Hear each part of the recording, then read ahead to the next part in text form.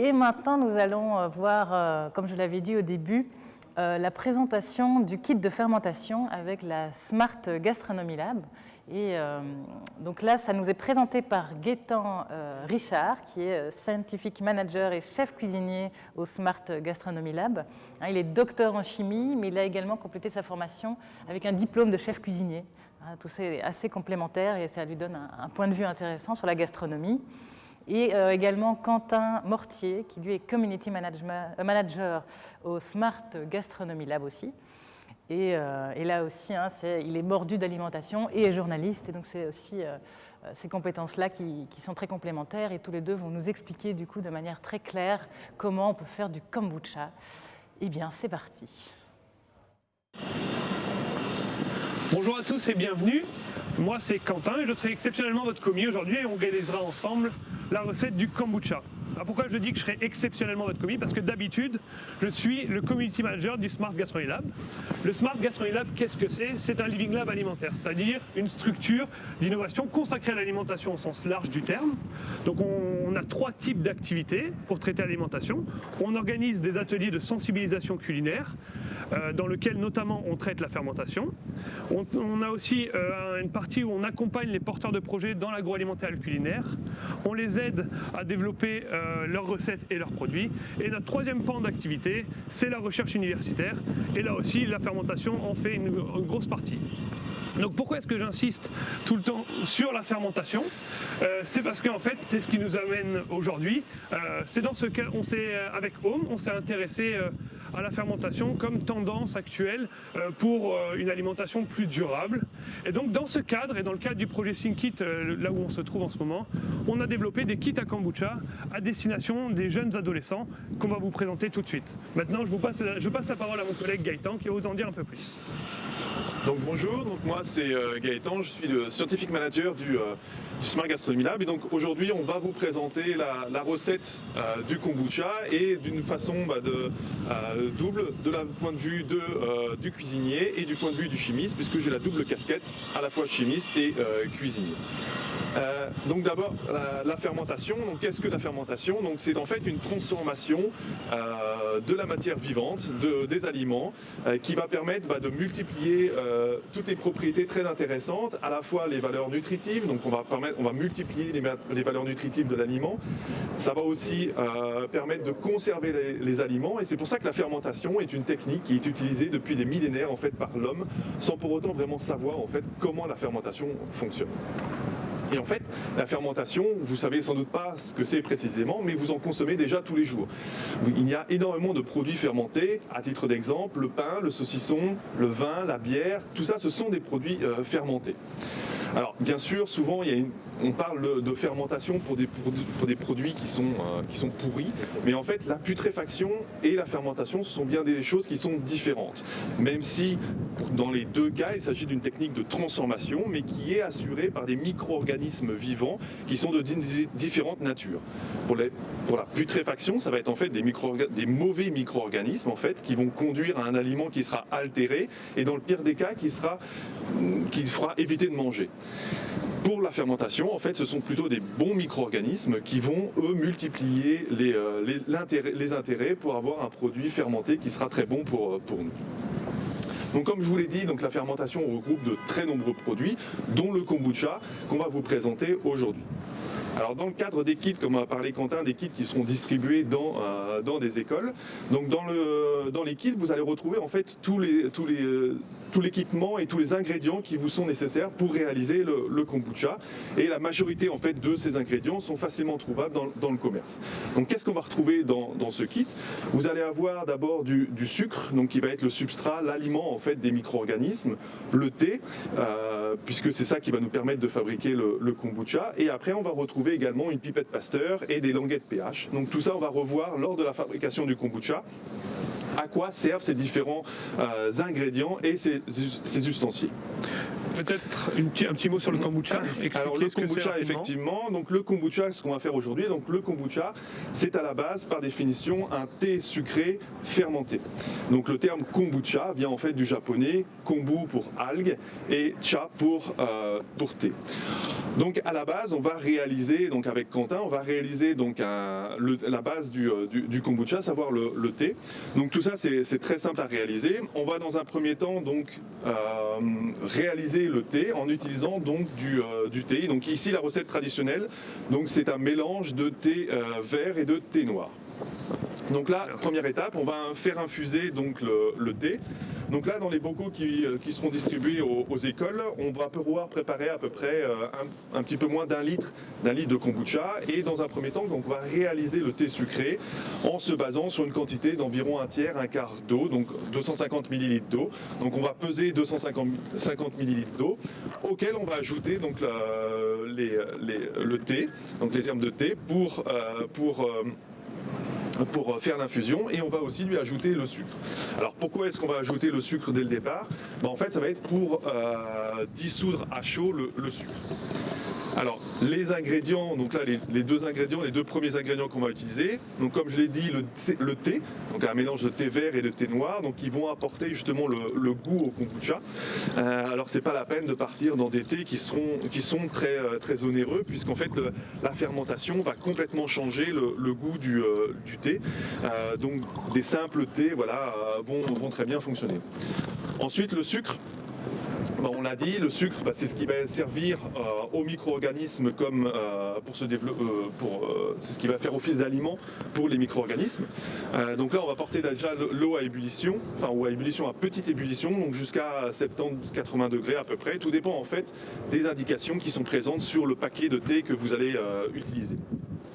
Donc là, on porte l'eau à bonne température, et on peut d'ores et déjà ajouter tout le sucre et le thé. Donc le sucre, au niveau du sucre, donc on peut utiliser de nombreux de sucre. Ça peut être du sucre blanc, ou ici là on a de la cassonade blonde, donc différentes natures de sucre vont très bien fonctionner pour réaliser la recette du kombucha. Tu peux tapoter un peu sur la table. Donc là on va porter à ébullition. C'est pas grave. C'est pas grave. Les aléas du direct. Donc là on va porter à ébullition donc rapidement l'eau sucrée. Et une fois qu'elle est à bonne température, donc on va directement ajouter le thé, et on a un petit timer donc qui va nous permettre de faire l'infusion pendant X minutes. Alors à nouveau, il faut suivre ici l'indication qui est indiquée sur le paquet. On va faire infuser en général 3-4 minutes comme on a l'habitude de faire avec le thé. Si on prolonge l'infusion, en fait, on va tendre vers un thé qui sera un peu plus amer. Donc autant suivre les indications du paquet, même si certainement que l'amertume va disparaître en fait avec la fermentation. Est-ce que la qualité de l'eau a un impact sur le kombucha? Est-ce qu'on peut prendre n'importe quelle eau? Alors éviter de prendre de l'eau du robinet, puisqu'en fait l'eau du robinet est généralement chlorée. Et pourquoi est-ce qu'elle est chlorée? Parce qu'en fait le chlore va permettre d'éviter le développement des micro-organismes. Et donc nous, des micro-organismes, des mauvais micro-organismes, mais nous ici on a des micro-organismes qu'on veut faire développer au cours de la fermentation. Et donc là il faut éviter la présence de chlore. Donc on va soit prendre de l'eau du robinet, mais il faut la déchlorer, donc par exemple en la laissant quelques heures à l'air ambiant, donc qui va permettre au chlore de s'évaporer, ou alors nous classiquement on travaille avec de l'eau minérale, donc qui est parfaite. Donc là l'eau est à frémissement. On pourrait vérifier, donc là nous on a un thermomètre, on pourrait vérifier que la bonne température, donc on va éteindre la plaque et on va directement ajouter donc le thé, et on va lancer une infusion sur à peu près 3-4 minutes. Donc on va homogénéiser pour vraiment faire pénétrer les saveurs dans le thé. Donc c'est un thé tout à fait classique. Et donc en termes de thé, est-ce que tous les thés fonctionnent? Est-ce qu'on a besoin de thé pour faire du kombucha? Oui, bonne question. Alors voilà, la recette traditionnelle du kombucha, c'est un mélange de thé vert et de thé noir. Mais alors pourquoi du thé? C'est parce que en fait les micro-organismes qui vont se développer ont besoin d'azote pour vivre et se multiplier. Et après, on peut décliner un peu le kombucha à toutes les sauces. On peut utiliser d'autres thés, des thés blancs par exemple, ça fonctionne aussi très bien. Et après, on peut aussi ne plus utiliser de thé du tout. On a déjà testé au Smart Gastronomy Lab donc des kombucha kombucha à base de sirop de sureau. Donc là, on est bientôt au printemps, donc on va avoir des ombrelles de sureau, de fleurs de sureau. Et donc on peut réaliser voilà, un sirop qui va nous servir de base pour réaliser le kombucha. Alors après, voilà, est-ce qu'on peut toujours appeler ça kombucha? Voilà, c'est libre à vous de l'appeler comme vous voulez, puisque le kombucha, c'est vraiment le fait de faire à partir de thé. Mais voilà, le principe est toujours le même. On a une infusion aromatisée, sucrée, et à laquelle on va ajouter nos micro-organismes, donc on verra après. Et c'est ces micro-organismes qui vont assurer la transformation. Les thés, ici, c'est un simple mélange de thé vert et de thé noir, mais on peut aussi utiliser des thés aromatisés, donc pour avoir un kombucha qui aura un goût différent au final, même si, attention, l'ajout d'arômes dès la première fermentation pourrait limiter en fait le développement des micro-organismes du propre kombucha. Donc voilà, dans un premier temps, il est préférable de travailler donc avec un mélange de thé vert et noir, la recette traditionnelle, et puis après vous serez à même de tester d'autres solutions aromatisées. D'accord. Donc là, on arrive au terme des 3 minutes.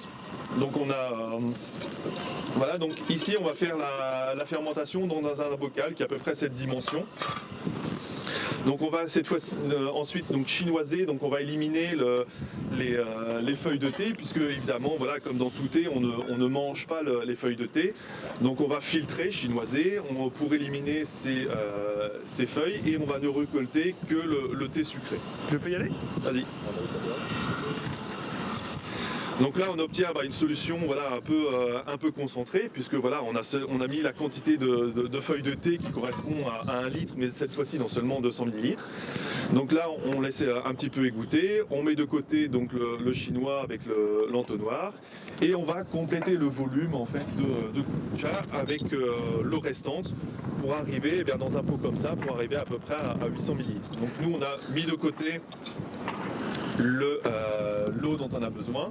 Donc on va verser dans le bocal les à peu près 600 ml, à peu près ce qui nous reste. Donc là, ce qui va permettre d'arriver à la bonne concentration en sucre. Donc classiquement, voilà, vous pourrez trouver beaucoup de recettes sur internet, mais classiquement on tourne autour des 50, 60 grammes litres de sucre. Et ici, nous on travaille à 8 grammes litres de thé. Donc cette fois-ci, on a notre solution sucrée de thé donc qui est prête. Alors, voilà, là elle est assez fraîche comme eau, on est à l'extérieur donc ça refroidit un petit peu plus vite. Pourquoi est-ce que c'est important? Puisque ici, on l'a dit tout à l'heure, donc la fermentation c'est une transformation qui est assurée par des micro-organismes. Donc ces micro-organismes en fait ils sont doubles, il y a à la fois des levures et des bactéries. Et voilà, comme tout micro-organisme, pour qu'il se développe, il faut qu'il soit dans des conditions agréables. Donc il faut qu'il y ait de la nourriture, donc ça c'est le sucre qu'on a déjà introduit, et surtout il faut que la température soit correcte pour leur développement. Donc il ne faut absolument pas travailler à des températures au-delà des 50-60 degrés. Et donc c'est pour ça on fait la préparation du thé en 2 étapes. On préchauffe une petite quantité d'eau pour gagner du temps. En fait, on va ajouter l'eau froide pour diminuer rapidement la température. Pourquoi? Parce que c'est dans l'étape suivante, on va ajouter en fait au kombucha donc notre mélange, donc à savoir le SCOBY, ce qu'on appelle SCOBY, donc qui est un acronyme, donc SCOBY. Donc SCOBY, ce qui veut dire en anglais Symbiotic Culture of Bacteria and Yeast. Donc en français dans le texte, c'est pour culture symbiotique de bactéries et de levures. C'est-à-dire que dans le petit sachet qui est ici, vous avez le SCOBY, donc c'est un morceau un peu gélatineux qu'on a ici qui va se développer en fait en surface du kombucha. Donc cette masse gélatineuse contient en fait une bonne partie des micro-organismes dont on a besoin. Et à côté de ça, dans le sachet qui fera partie du kit, vous avez aussi le jus de repiquage. Et ce jus de repiquage contient lui aussi des micro-organismes dont on a besoin. Donc là, Quentin va ajouter en fait le SCOBY et le jus de repiquage à notre thé sucré, donc qui est prêt à être ensemencé. Est-ce que je vérifie la température avant pour être sûr? On peut vérifier à la main. Voilà, on sent qu'on a déjà une température qui est adéquate. Donc il faut en fait se trouver à une température inférieure à 40 degrés. Donc là, on va vérifier. Donc si vous avez un petit thermomètre à la maison, voilà, nous on a un gros thermomètre, mais voilà, il fait 20 degrés, donc là c'est parfait. Je mange pas trop. Et donc là, on va ajouter directement le SCOBY à notre kombucha. Alors, ici, ce qui est important, tout à l'heure, on a parlé de la différence entre fermentation et putréfaction. Alors, une des manières, justement, pour orienter la fermentation et éviter la putréfaction, en fait, c'est de jouer sur les différents paramètres de fermentation. En l'occurrence, ici, ça va être l'acidité.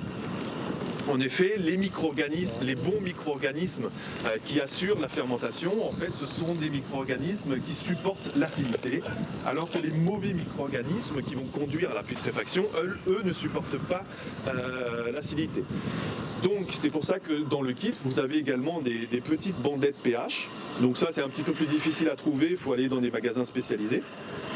Mais la bandette pH va facilement vous permettre, en fait, de mesurer le pH de votre solution et de s'assurer en fait que dès maintenant on est à un bon pH.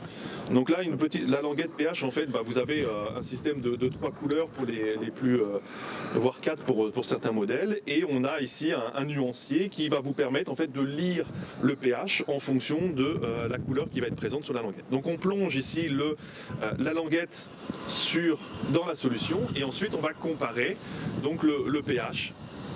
Et on va s'assurer qu'on est à un pH au moins inférieur à 4,5. Donc ici, les quantités, selon les quantités qu'on vous a données, normalement le pH du jus de repiquage est suffisamment bas pour que la quantité ajoutée au kombucha soit suffisante.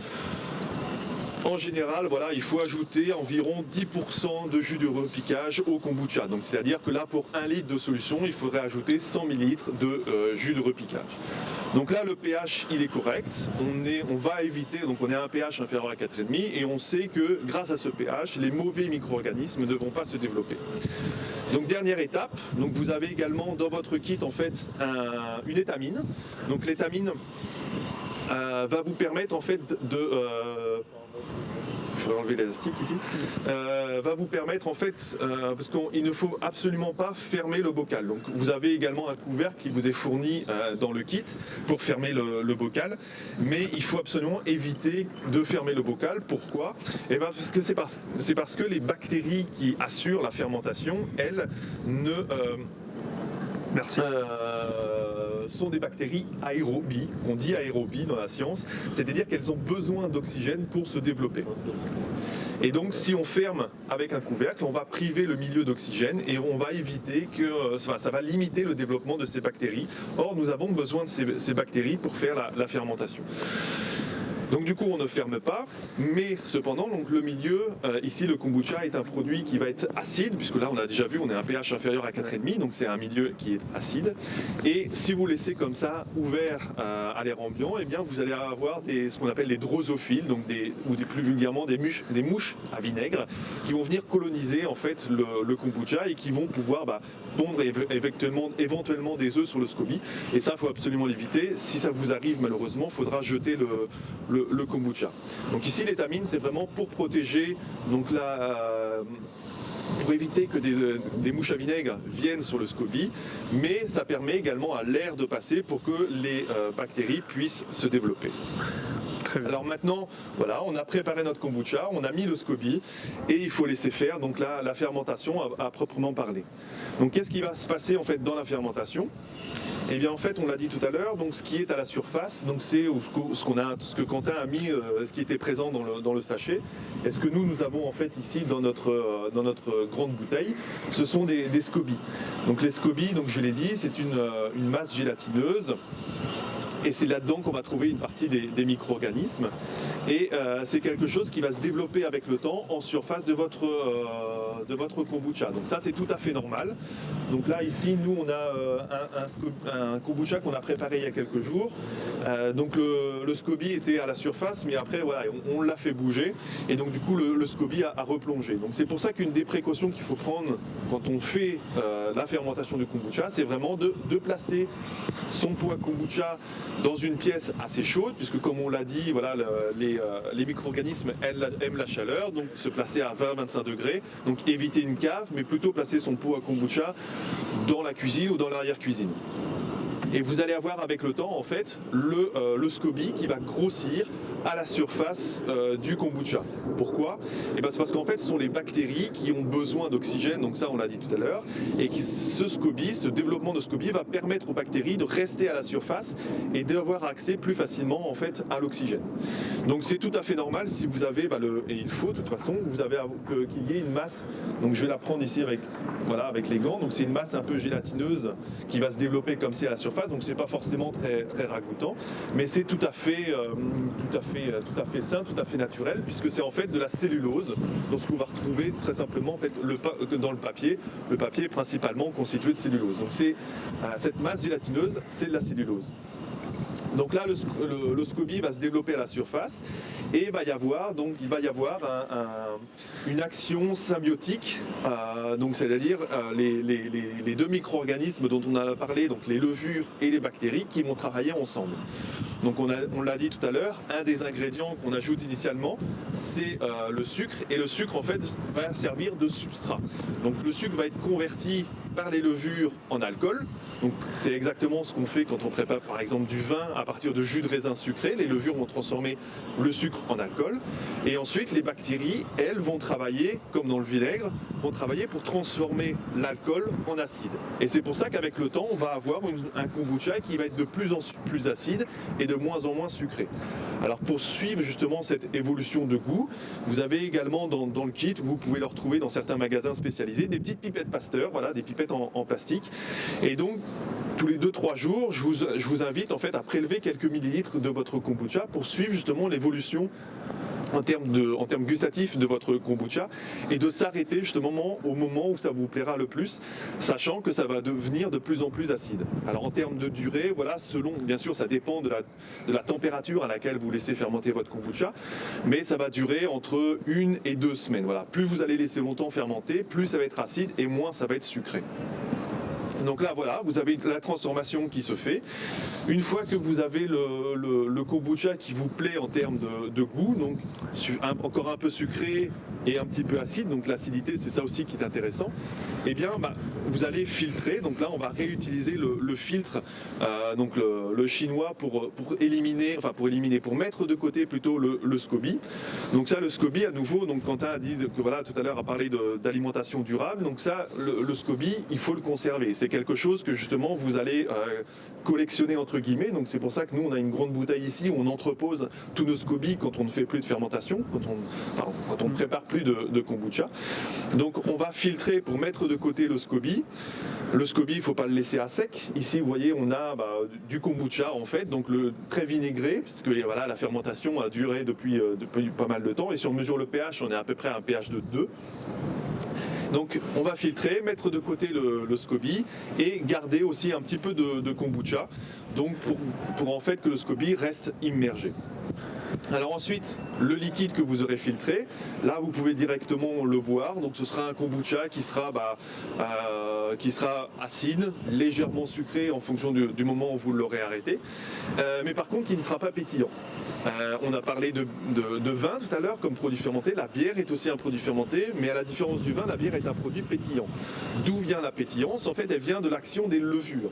Donc les levures vont transformer, on l'a dit, le sucre en alcool, mais produisent en même temps du CO2, du dioxyde de carbone, qui apporte de la pétillance. Donc si on veut avoir en fait un kombucha qui est pétillant, on va faire cette filtration et on va en fait mettre le kombucha dans une bouteille qu'on appelle une bouteille à fermeture mécanique, c'est-à-dire que là on sait que le gaz qui est produit par les levures, là lors de la fermentation, vous avez aussi du CO2, du gaz qui est libéré par la levure, sauf qu'on est ici avec un pot qui est ouvert et donc le CO2 part dans l'air. Par contre, si on travaille dans une bouteille à fermeture mécanique, le CO2 lui ne va pas pouvoir sortir puisqu'il y a un bouchon. Il va par contre être forcé à pénétrer en fait dans le liquide et vous allez avoir en fait un kombucha qui sera pétillant en 1 ou 2 jours. Donc on filtre le kombucha, on met le kombucha dans une bouteille et ensuite on laisse 1 ou 2 jours à température ambiante. À température ambiante parce que de nouveau c'est une transformation qui se fait par les levures, donc les levures aiment à nouveau la température, donc il ne faut pas mettre au froid. donc laisser à température ambiante, et une fois que voilà, c'est suffisamment pétillant, là on peut mettre la bouteille de kombucha au frigo pour cette fois-ci stopper, ou limiter, ralentir très fortement la fermentation. La boisson du kombucha, vous pouvez la garder pendant plusieurs semaines, puisqu'en fait l'acidité protège la boisson de la colonisation par des mauvais micro-organismes. Donc ça ne va pas moisir, ça ne va pas putréfier, ça ne va pas pourrir. Sachant que comme c'est un produit vivant, le kombucha va évoluer dans le temps, et donc au bout de plusieurs semaines, avec le temps, vous aurez un kombucha qui sera de plus en plus acide, donc qui va piquer de plus en plus en bouche.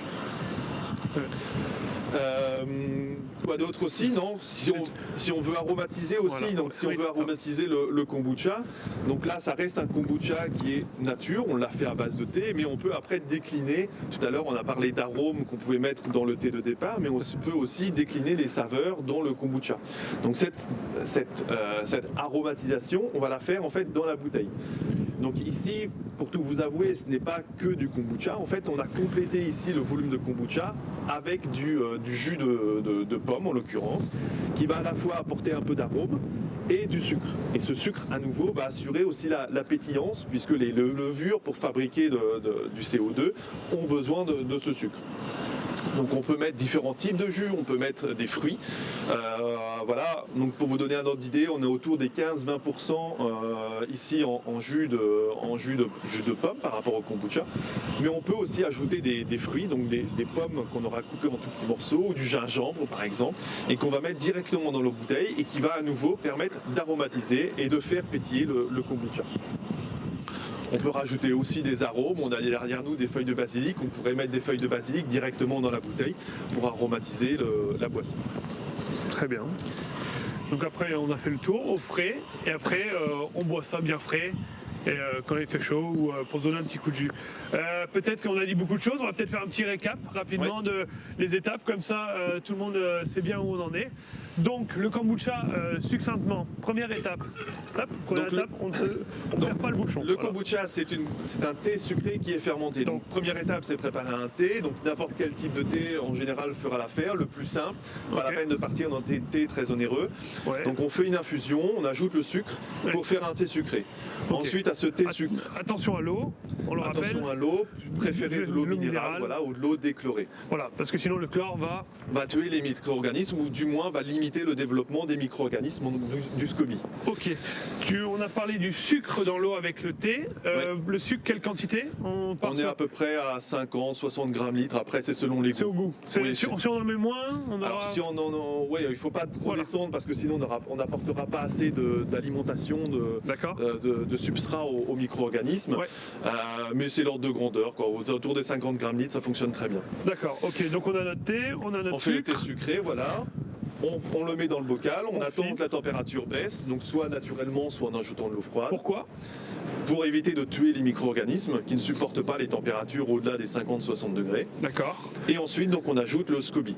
Donc le SCOBY est le jus de repiquage, donc en fait on fait ce qu'on appelle de l'ensemencement. Donc on apporte les micro-organismes. Un exemple, par exemple, c'est comme quand vous faites des yaourts. Quand vous faites des yaourts, en fait, vous faites un ensemencement. C'est pas juste du lait, c'est du lait et des ferments. Donc c'est une fermentation qu'on appelle dirigée, c'est-à-dire qu'on apporte les micro-organismes qui sont nécessaires à la fermentation. D'accord. Donc là, on va faire cette fermentation dirigée en apportant le SCOBY et le jus du repiquage qui contiennent les bactéries et les levures dont nous avons besoin. D'accord. Les bactéries se trouvent où ? Où sont les bactéries dans le kombucha? Alors les bactéries se trouvent plutôt en surface puisque c'est elles qui synthétisent le SCOBY, donc la masse gélatineuse. Ok. Les levures? Les levures sont plutôt, elles, dans le liquide. Ok. Voilà. Et les deux se nourrissent du sucre? Les deux se nourrissent. Alors, il y a différents types de bactéries, il n'y a pas qu'une bactérie. Ouais. Les principales bactéries, donc si on rentre dans le détail, ce sont des bactéries acétiques. Ouais. Donc elles qui vont utiliser juste l'alcool produit par les levures. Mais il y a d'autres familles de bactéries qui, elles, vont directement consommer le sucre pour le convertir en acide, qui sont bons pour la santé. Ça, on y reviendra tout à l'heure. D'accord.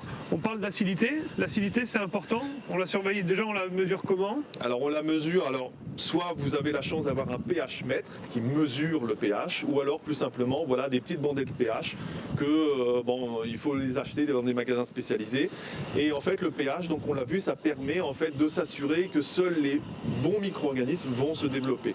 Voilà, toute boisson qui est à un pH inférieur à 4,5, ça va fortement limiter le développement des mauvais micro-organismes. Si on n'est pas à moins de 4,5, 4, qu'est-ce qu'on peut faire? Est-ce qu'il y a un moyen? Alors il y a un moyen effectivement, c'est d'abaisser le pH. Alors idéalement avec du jus de repiquage que vous avez conservé chez vous. Si vous n'avez pas de jus de repiquage, on peut aussi utiliser du vinaigre de pomme par exemple, donc pas trop goûtu, donc la pomme et du vinaigre qui sera pasteurisé pour éviter d'apporter d'autres micro-organismes. Puisque le non pasteurisé, lui, il y aurait des micro-organismes dedans, alors que nous, là, on n'en a pas besoin. Donc, ce vinaigre de pomme permettrait juste d'apporter de l'acidité. D'accord, on ne touche pas au goût, donc pas un vinaigre excentrique, on va parler du vinaigre de rouge, coco. Voilà, exactement. Parce qu'en effet, on parle de kombucha, on dit jus de repiquage, si c'est notre premier kombucha, on n'a forcément pas de jus de repiquage. Alors, donc, dans le kit, vous en aurez effectivement, voilà, donc il faut s'approvisionner en SCOBY et en général, voilà, quand on a un SCOBY, on a aussi un peu de jus de repiquage. Mais si on n'a qu'un SCOBY, de toute façon, en général, vous n'aurez pas de SCOBY seul, puisque sinon il va sécher et les micro-organismes présents dedans pourraient mourir. Donc en général, il y aurait toujours du jus de repiquage. À défaut, utiliser du vinaigre. D'accord, très bien. Donc on est sûr de notre acidité, on est bon. On lance la fermentation donc pendant 1 à 2 semaines jusqu'à ce que le goût vous corresponde. Et une fois que la fermentation est terminée, que ça vous plaît en goût, vous filtrez pour mettre de côté le SCOBY pour une future fermentation. On met de côté aussi un peu de kombucha qui va devenir votre jus de repiquage. Et le reste du kombucha, eh bien, soit vous le gardez, vous le buvez directement. Vous pouvez le mettre au frais en attendant pour le rafraîchir un peu. Ouais. Ou alors vous le mettez en bouteille, éventuellement avec un jus de fruits pour apporter du sucre et obtenir un kombucha qui sera pétillant. Donc avant de parler de la deuxième fermentation, les conditions de fermentation, est-ce que tu as parlé de les mettre un peu à la chaleur, donc il faut qu'il fasse bon. Est-ce que le contact avec la lumière, le soleil, est-ce que c'est important? Ah oui, il faut éviter d'être à la lumière directe du soleil, puisque voilà, le soleil c'est les UV et les micro-organismes n'aiment pas les UV, et donc ça pourrait tuer les micro-organismes. Donc on peut le laisser, pas besoin de le mettre dans le noir, on le met dans la cuisine, dans un coin, assez éloigné de la fenêtre éventuellement, pour éviter justement que le soleil tape directement sur le pot de kombucha. Oui. D'accord. La mer, tu as dit, il faut éviter, là on voit qu'elle est dans le fond. En général, elle doit être à la surface. Si on le bouge et qu'elle est dans le fond, est-ce que c'est grave? Non, c'est pas grave. En fait, si votre mer est dans le... comme ici, là, elle est à nouveau dans le fond de la bouteille, elle va reproduire une autre mer. Une autre mer va se produire en fait à la surface, puisque les bactéries ont besoin de cette mer pour se développer, qui fait aussi office d'isolant et qui permet aussi d'éviter les mauvais micro-organismes de pénétrer dans le kombucha. Donc au final, vous aurez 2 mers, donc celle qui est dans le fond et aussi une mer ou un SCOBY qui sera à la surface. Donc vous aurez 2 mers, ce qui vous permettra par la suite, par exemple, de faire 2 kombucha. Très bien. Petite question en termes d'hygiène. On n'a pas parlé, c'est hyper important. Avant de transvaser dans le bocal, est-ce qu'il y a quelque chose à faire, une manipulation? Alors, bien sûr, ça reste de la cuisine, donc faire attention à l'hygiène, donc bien se laver les mains, mais aussi bien laver les bocaux, bien aseptiser les bocaux. Donc soit par exemple les bouillanter, comme quand on fait de la confiture, voilà, on verse directement de l'eau chaude, de l'eau bouillante pour tuer tous les micro-organismes. Là, à nouveau, on veut le développement des micro-organismes qui sont apportés par le jus de repiquage et le SCOBY. On ne veut pas le développement de mauvais micro-organismes ou d'autres micro-organismes, donc on va à nouveau ébouillanter au préalable le bocal. Donc c'est pas une condition hyper nécessaire, mais autant prendre le maximum de précautions et tout aseptiser avant d'ajouter bien sûr le SCOBY, puisqu'on ne va pas tuer les SCOBY, enfin les micro-organismes présents dans le SCOBY. Tu parles de développement de micro-organismes, tu dis attention, on doit avoir les bons, pas les mauvais. Comment on peut savoir? Est-ce qu'on peut le savoir au goût? Est-ce qu'on peut le savoir à l'œil, qu'on a les bons ou les mauvais? Est-ce qu'il y a des indicateurs parfois? Alors, donc vous allez avoir un SCOBY, donc c'est une masse, je l'ai montré tout à l'heure, donc un peu gélatineuse qui va être plutôt blanche, qui va se développer à la surface. Vous pouvez aussi avoir des sortes de ce qu'on appelle des levures sauvages qui se développent à la surface. Ça c'est tout à fait inhérent. Ça va avec la fermentation, en fait, c'est des levures qu'il y a partout autour de nous et qui vont venir coloniser un peu la surface du kombucha. Ce n'est pas grave, les levures ne sont pas toxiques, ne sont pas dangereuses pour la santé.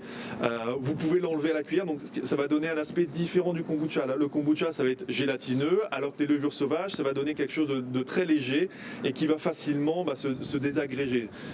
Donc ça, vous pouvez le relever avec une petite cuillère, par exemple, pour l'éliminer. Par contre, si vous voyez là le développement de moisissures de couleurs, normalement, tout doit rester blanc à la surface. Si vous avez voilà, des moisissures de couleur verte, par exemple, bon là, ça veut dire que vous aurez mal travaillé, donc il y aura eu un problème, soit un manque d'hygiène, soit un pH qui n'était pas bon, soit voilà, vous avez mal couvert avec l'étamine. Donc là, dans ces cas-là, vaut mieux éviter de boire le kombucha. Ok, très bien. Donc admettons que tout s'est bien passé, on passe à la dernière... En général, tout se passe bien. En général, tout se passe bien. Si toutes les règles d'hygiène sont respectées, si tout a été fait dans les normes, ça marche. On transvase dans la bouteille pour une deuxième fermentation finalement. On relance une fermentation. Une deuxième fermentation qui est que facultative et qui permet en fait d'obtenir un kombucha qui est pétillant et éventuellement d'aromatiser, donc avec des fruits comme on l'a dit ou d'autres jus de fruits. Voilà. Très bien. Après au frais, ça stoppe la fermentation. Ça va continuer à évoluer parce qu'il y a des micro-organismes, c'est vivant. Ouais. Mais on peut le garder longtemps. Après, on peut le garder plusieurs jours sans problème, quelques semaines, voire quelques mois, sachant que ça va devenir de plus en plus acide. On a parlé d'un kombucha qui va devenir du vinaigre. Vous allez avoir le pH qui va diminuer, le sucre qui va être consommé, donc forcément ça va devenir de plus en plus acide. Si c'est trop acide à votre goût, ne le jetez pas non plus. On fait du zéro déchet, réutilisez-le comme vinaigre. Vous aurez un vinaigre cette fois-ci qui va vous permettre de faire des vinaigrettes fabuleuses parce que ce sera beaucoup plus aromatique que le vinaigre de pomme que vous allez acheter au supermarché.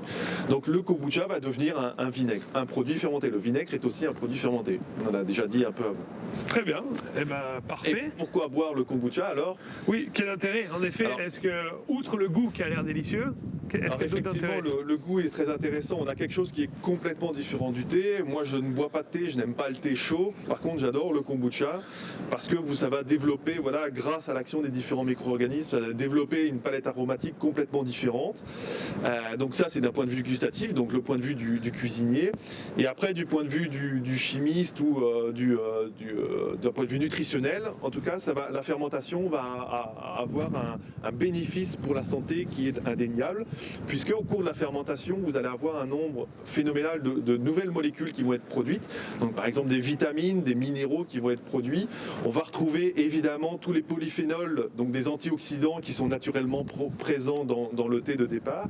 Et donc le kombucha, donc c'est pour ça qu'on en consomme aujourd'hui de plus en plus en Occident et qui est consommé pourtant depuis des millénaires en Asie.